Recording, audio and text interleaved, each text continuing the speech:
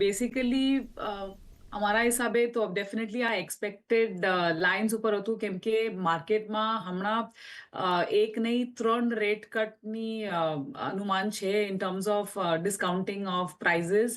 તો એટલે આપણે જોયું કે યીલ્ડ્સમાં પણ કાંઈ ફેરફાર નથી થયું, કેમ કે ઓલરેડી માર્કેટ્સમાં ખાતરી હતું કે કેવલ રેટ કટ જ નહીં, કદાચ 70% પ્રોબેબિલિટી પણ હતું કે સ્ટાન્સ પણ ચેન્જ થશે. અને અમારું પણ એ જ વિચાર હતું કે આજની તારીખમાં ટેરિફ શોક એટલે રેટ કટ થેરપી, આ ફોર્મ્યુલા અમને લાગે છે આખા બધા સેન્ટ્રલ બેન્કર્સ જાણવી લીધા છે.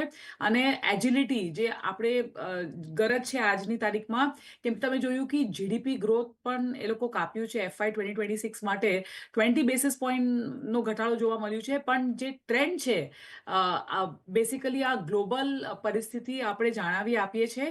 અને ઓવરઓલ આજની તારીખમાં જે આપણે બિગિનિંગ ઓફ ધ યરમાં અમારું વિચાર હતું કે 2 રેટ કટ થશે, આજની તારીખમાં અમને લાગે છે કે ઓલરેડી આ રેટ કટ પછી કદાચ હજી 2 રેટ કટનું વધારે શક્યતા છે, looking at the overall global dynamics.